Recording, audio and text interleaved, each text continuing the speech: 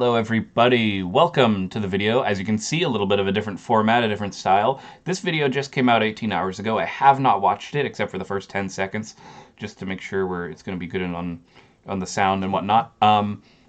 Again, I haven't seen it. I don't know what it's about, but it's about YouTube Shorts, and I am not an expert, but I felt like the smaller YouTuber community ought to deserve some insight from someone who has a lot of experience, and I'm going to be reacting to it to give my own thoughts from a small creator perspective. So if that's something you want to see, definitely stick around. We're going to have a lot of that, and let's go ahead and jump right into it.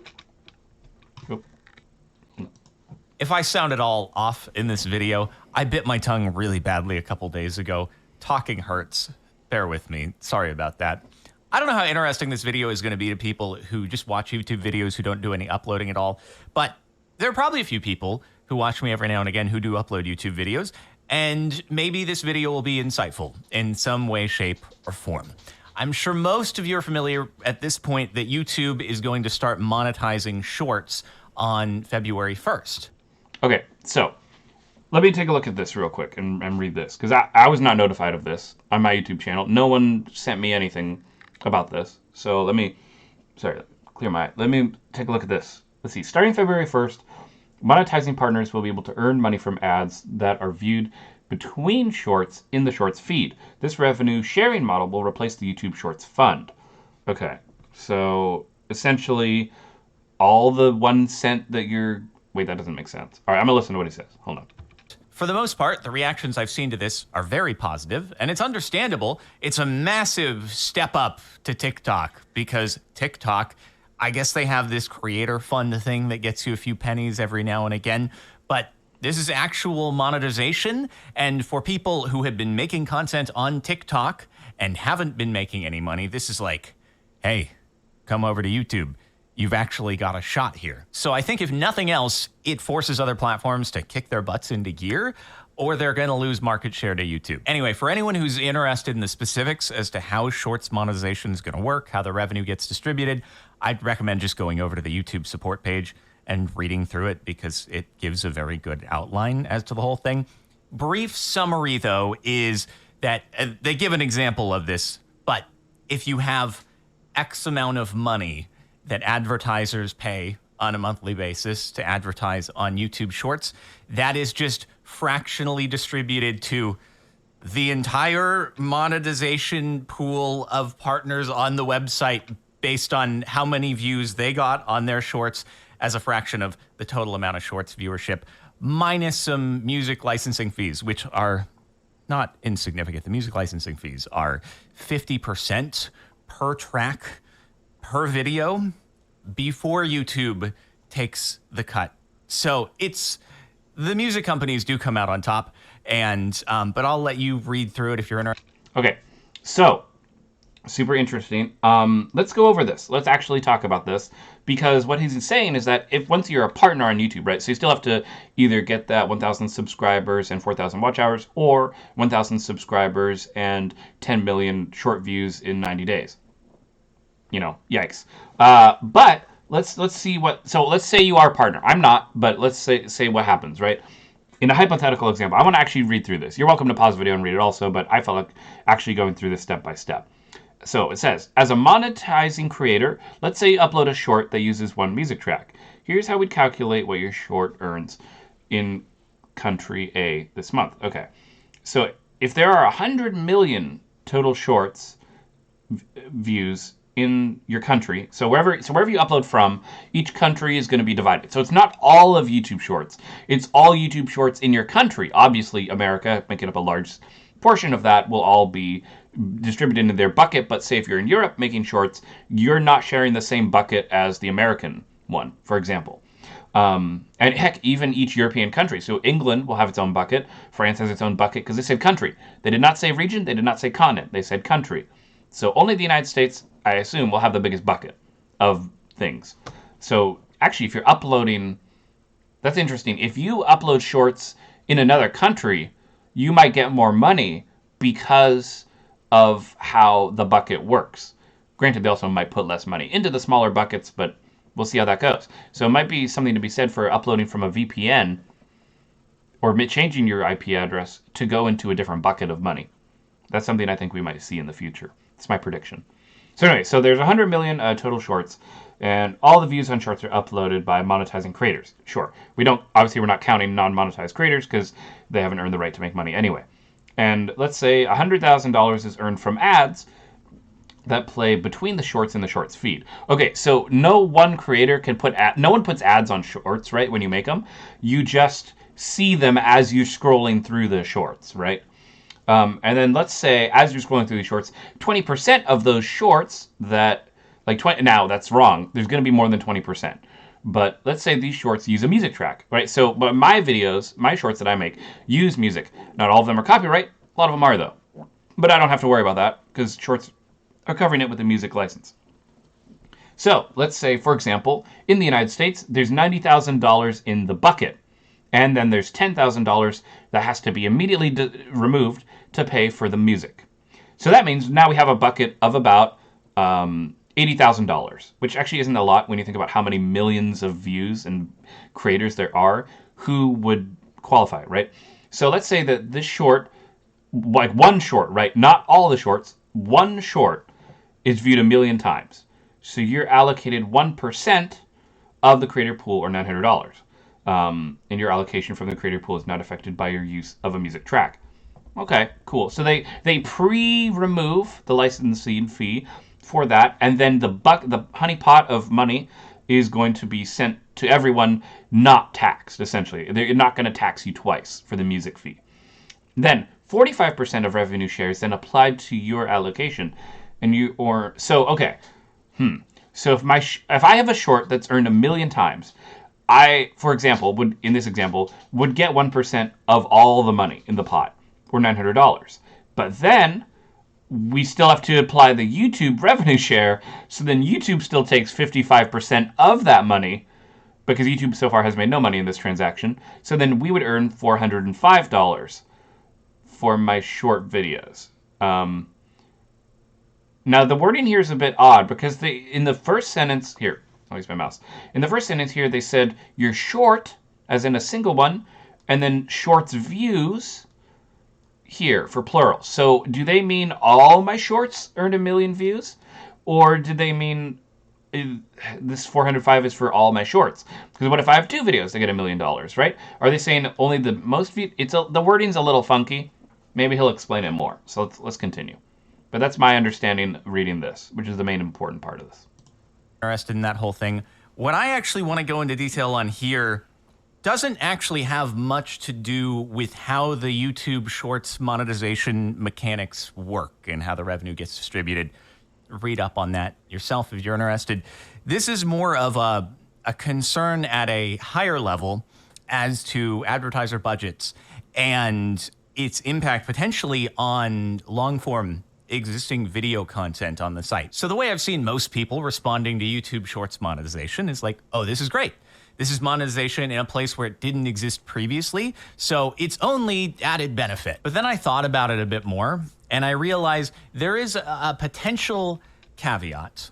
And I should say, for people whose main form of content is YouTube Shorts, I do still think like this is only a good thing. I know you're really waiting for me to get to the point, but I just want to make sure nobody takes what I say and interprets it as, oh, he doesn't think that we should be able to monetize on YouTube Shorts. He thinks it should be all for him and his long-form content. I just want to reiterate, I don't think so. I unequivocally think that Shorts should be able to monetize and that it raises up the entire ecosystem across many platforms as it forces them to adopt the same sort of things. Anyway, that said, Okay, so to be clear, long-form videos I highly doubt are actually going to be impacted. I mean, it's possible, sure, but as we've read through on that description, YouTube's going to preset an amount of money for the short creators. I don't think that this pot of money has anything to do with the pot of money that's set aside for long-form creators, right? I don't think so. I could be wrong. Obviously, we need to wait for this to be implemented, but it seems really clear to me that the Shorts fund is going to be small. The advertising revenue that goes to YouTube Shorts, that has to come from somewhere, right? So an advertiser, when they go to YouTube and they decide they want to advertise, they can check a few boxes as to what formats they want to display. They can choose unskippable pre-rolls, skippable pre-rolls, banner ads on videos. And what's going to happen now that YouTube Shorts can monetize is there's going to be another checkbox. YouTube Shorts monetization. So the question really comes down to, how are advertisers going to allocate their ad budget? Now, Google would obviously love it if advertisers just said, hey, you know, last year we had a $100 million ad budget with you guys, and now because you've introduced YouTube Shorts, we'll just tack on an additional 25 million and just put it towards YouTube Shorts advertising. Right, but that's not going to happen. I know he's about to say it's not going to happen, but that's not going to happen because there's only so much money they can do. The question is how much is going to be distributed, but I suspect that YouTube has already planned this out, and if they really did hurt long-form content creators, there'd be a serious decline in the amount of people using YouTube, I think. Not in the sense of like, oh, people are going to stop using YouTube, right? I'm not being all doomsday crazy about it. But what I do mean is that people will be shifting to shorts. People won't be watching as much long-form content. If content creators feel like they're not making the same amount of money as before, you know, this is what I've talked about in my previous video, how some people get paid underneath you. Some people are your editor. Some people are your filmographer. Some people are the writer. Maybe people get fired because of lack of funds coming in from the same kind of content that makes roughly the same amount of views. So there's a real potential to be harming the long-form content creators, but it just depends on that revenue split. And if that's assuming that YouTube doesn't say get more investors into their ad revenue system. Now, granted, do I know how many people actually click on ads? Not really. As I've said in all my videos, do not click on ads on YouTube. It's really stupid. If you actually, like, it's just so, I don't like it. Go watch my video on ads and why you shouldn't click on ads. Sorry. But is that a realistic expectation? Now, I'm not the chief marketing officer at a company that's going to be spending $100 million on ads in a year. Otherwise, I probably wouldn't be here making this video. I'd be running Disney or something like that. But if I were to try to put myself in the position of someone who is planning to advertise on YouTube, if I'm presented with this new option of an ad format, the way I'd personally go about it is I'd say, okay, we have X amount of budget that we're going to spend on advertising on YouTube this year. Why don't we take a small percentage of that and we'll test out YouTube Shorts? But it's going to be a small percentage of our existing ad budget. If I wanted to advertise quality content on YouTube in actual media instead of just in my videos, I would say, okay, well, I've got a budget of X thousands of dollars. Let's try allocating a portion of that to shorts now, which otherwise in the past would have been put towards just standard long-form ads. I think you can see where I'm going with this, and it's obviously going to depend from company to company and what they elect to do, but I do believe there is a realistic scenario where many companies will just take their existing ad budget unchanged, and some of that otherwise would have gone to long-form pre-roll ads will just go towards testing out the new YouTube Shorts format. Now, what does that mean? It means that, yes, YouTube Shorts is monetizing now, but it does mean it is at the slight expense of monetization on long-form content. And let's say that YouTube Shorts advertising is actually very effective, more so than long-form video, and it actually ends up driving more clicks to products. Well, at that point, advertisers are going to say, okay, well, let's take even more of a percentage of our ad budget and allocate it towards shorts because this is working really well for us, so we should spend in a place where it's going to yield better return. And it's never going to be that cut and dry. There are a lot of variables at play here, and it's going to be constantly in flux. But I'm just trying to illustrate that there... Yeah, I already said this, but as a little caveat to add in here, I really do think YouTube is going to be trying to get more investors, because if they don't, the harm would be too great on regular content creators. And I think we would see a decline in the amount of, new content creators who are making long-form videos, because they might be like, oh, well, let's go to shorts, 'cause that's easier to get monetized in, right? It's not, but it could be easier. So, you know, I don't like doom and gloom stuff, but I will agree that depending on what the investors do, we might see a change in the type of content we get.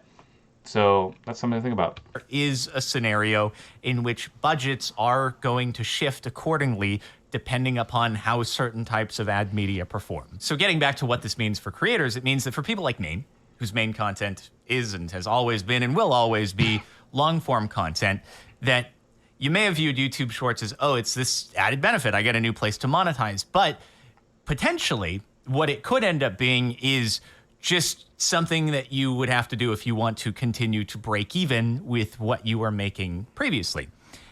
And I should say, I think RPMs will be a lot lower, significantly lower on YouTube Shorts than they are on a long form piece of content.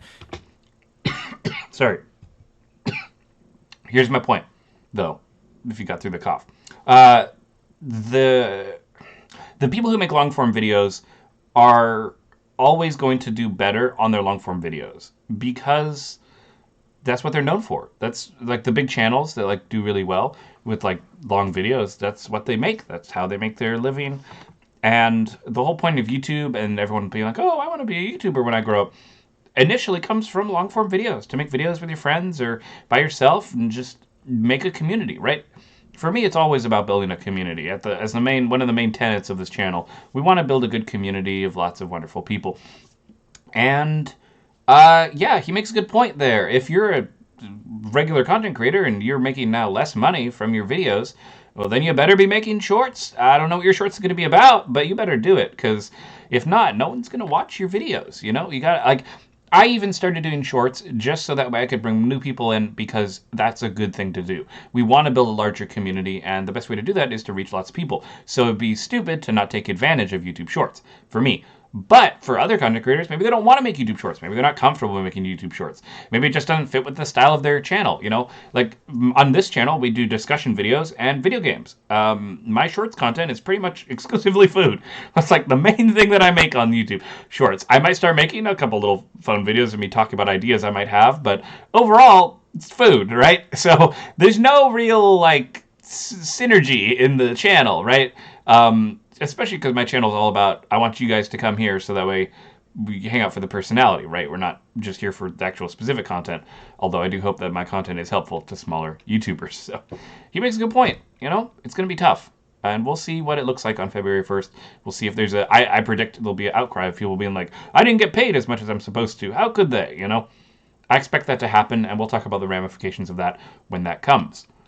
People get huge views on YouTube Shorts. And the reason is because it's a much shorter watch time commitment, right? Equivalent watch time on a short with 1 million views could be a long form video with 10,000 views, right? That's the same watch time commitment. So when you think about it that way, if you want to match the sort of monetization, you'd be having to get gargantuan amounts. I believe, this is my expectation, not confirmed by any data, you'll need gargantuan views. And I know people are going to say, no, Jordan, you're making a false equivalence with watch time because YouTube Shorts monetization is broken down by views, not watch time. And it ends up working out in a similar fashion. What I'm just trying to communicate here is that lots of channels get mega views with YouTube Shorts. And so even if you are a long-form content creator and your shorts get equivalent views to your long-form content, those views on shorts are not going to count for nearly as much in the ecosystem of shorts where everything is getting mega views. That's true. But here's the thing. According to the what they've said, every monetized channel should be getting money off of shorts, no matter how big or small you are. It didn't say what percentage. Now, would the percentage be like 0.0000001%? Sure, it'd be really, really tiny, but you should technically still see money coming in. Like if I get one view on one short, granted, is that worth anything in the percentage? Maybe it's too small to pay out. Maybe they'll probably have to do a payout limit. Be like, okay, you need to make at least this many views in order to even qualify for being in the bucket for this month or year, however they're going to quarter, I don't know. So obviously, like my channel, even if I was monetized, say right now, my highest viewed video has 4,000 views on the short, and I probably still wouldn't make any money on it. Maybe I'll make a penny, right? If that. Even that's probably unrealistic. So they haven't in their form actually just accurately explained that you still need mega views to get money on shorts. But because of this, again, I think we're going to see people going to YouTube Shorts more so, and long-form content will be in decline. Not gone, just in decline, because I bet you if there is a channel that's able to compete really, really well on YouTube Shorts, in order to just, like you said, break even, they'll need to be doing both. So if we're going to see a situation, I think, where large content creators will continue to stay large and small content creators will be hurt even more. I don't think this change is good for small content creators. Unless you were originally, before this was announced, only making short videos. Then it's great. But if you're making long form videos like me, and then I started making shorts just to compete, essentially, because YouTube is a competition. It is. You know, then it might hurt a bit. It might hurt a bit. Except my shorts. My shorts don't. But a lot of a lot of others that are made for shorts from scratch, those are.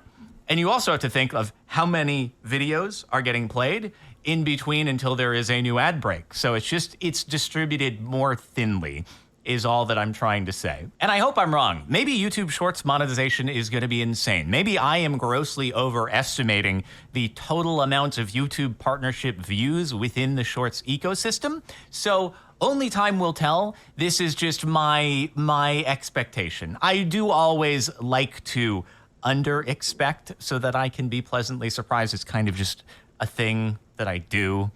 Learned it from my dad, and it's generally treated me pretty well going in with that approach. Anyway, though, all I'm trying to say is that for folks who do long-form content who have decided, like, okay, now let me jump into YouTube Shorts now that it's monetizing, I just want to make sure that there's a realistic expectation that unless your YouTube Shorts really pop off, which will be the case for some people, for sure, but unless they really pop off, it may not actually be more revenue for you as a whole if there is a dip in long-form content as a result of advertisers reallocating their budget. For what it's worth, I do think that Google is going to be out there with their omega gigantic sales team, which may be the biggest sales team in the world, going to advertisers and being like, hey, don't just reallocate some of your existing budget. Take your existing budget and do it as you were going to do, and now take more money and allocate that to shorts, okay? You want the best of both worlds. You still want to have the efficacy of the long form ads, but now you have something new, and the only way to maximize is to put them both together. The sum of the parts is greater than the individual, or whatever the saying is. So I think they're going to be trying, and generally over time, ad budget trajectories do just go up. There may be a recession in the next year or two, and that might make it go down a bit, but in the long term, usually it goes up. So, okay, that's pretty much the end of the video. We're going to stop it there. But one thing I just thought of as he was explaining this is that, and actually, I'm going to test it right now for you guys live. I'm going to mute my phone. Don't worry. I'm not going to risk copyright shit. But I'm going to go to YouTube Shorts, and I'm going to hunt down an ad right now, like live. I'm actually going to go to YouTube Shorts right now, and I'm going to hunt down the first ad that I can possibly find. Let's see. If I go to the Shorts tab, I'm just going to scroll. I'm going to scroll. I'm going to scroll. What I'm looking for is an ad to come up that I can't skip. I'm looking for an ad. I'm actually like going through here right now. I know. I'm sorry. I'm kind of counting. I've already gone through like 25 shorts. I'm just scrolling through here, trying to find an ad. Heck, I might have even accidentally passed an ad, because it's really easy to just scroll through these. Okay, so where the fuck is an ad? Maybe ads aren't on right now as well, but I'm just scrolling through. So from what I'm doing, just in my little experiment right now, I'm not really seeing any ads. I mean, yeah, because I was thinking about it too. What if ads aren't skippable, right? I know it looks like I'm like totally ignoring you guys, but I'm actually like checking here, right? Where's the ad? Where's the ad? Are they not? Did they turn ads off? What? I know it's weird, like to like hunt down an ad, like to be scrolling so much, but I don't know. I'm not getting an ad on YouTube Shorts. Maybe it's, although actually now that I think about it, I do have YouTube Premium, so that's another thing actually. Ooh, like I use YouTube Premium, so I guess I've just realized just now, YouTube Premium blocks maybe YouTube Short ads. That's crazy. So how much really so for me, YouTube Premium is $10 a month because I've had YouTube Premium for forever and they've kept my plan the same the whole time. I know now YouTube Premium's like more, so not everyone's going to have YouTube Premium, but that is something else to consider. Since I scrolled through so many, how many ads are we going to see popping up every time?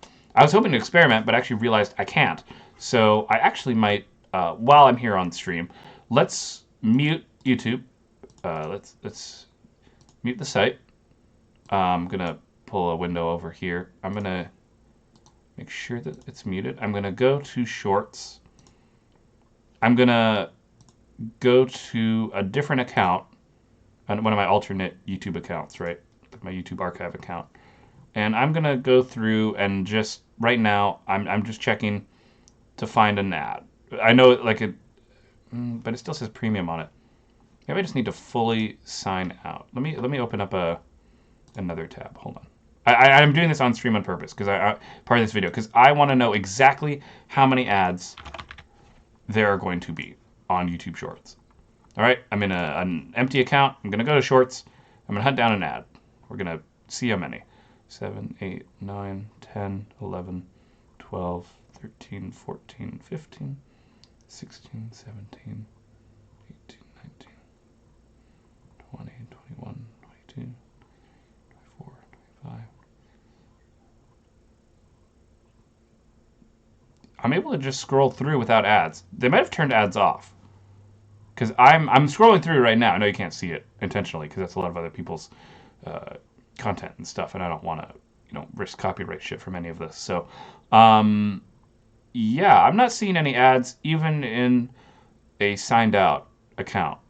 So I don't know what that says about everything that's going on. But just so you know, right now I don't really see any ads on YouTube Shorts, or at least they're not coming up, or maybe you have to scroll a lot. So the density of ads, that's another thing that he didn't mention. How frequently are ads even going to be coming up in order for you to get paid, right? Because think about it. YouTube videos right now and long form content, if they want to, they can put an ad break as often as they'd like. And then they'll get paid, a content creator will get paid per ad that's viewed on their video, right? The video format for long form content, as far as I know, has not changed. So what's the frequency of ads on YouTube Shorts? I don't know. I just looked on a signed out account, right? And I did not get any ads scrolling through. Maybe they turned it off because they're implementing this new system for February. But even if not, right? Even if like, oh, I get an ad maybe every 20 videos or every 30 videos or whatever. I don't know. I don't know what the distribution is going to look like. There might not be much money needed to be distributed to short content because you don't even see ads. Like or at least the ads didn't seem that frequent. And you know what? I will admit, YouTube Shorts are a lot harder to get interested in because they're not readily accessible on the homepage like they would be for videos. So there's a lot to think about here, a lot to consider. I hope you all enjoyed this kind of deep dive into the more technical side of YouTube and the background stuff. But as always, guys, I'm Elwirfy, and I will definitely be seeing you guys next time. And also, I just want to say, for the record, thank you all so much for watching. Like genuinely, thank you. I've honestly already had a really good 2023, and I plan to continue forward making really wonderful stuff for all of you guys, and I genuinely hope you enjoyed. Be sure to subscribe, like, share, all that junk, and I'll see you all next time. Take care, everyone.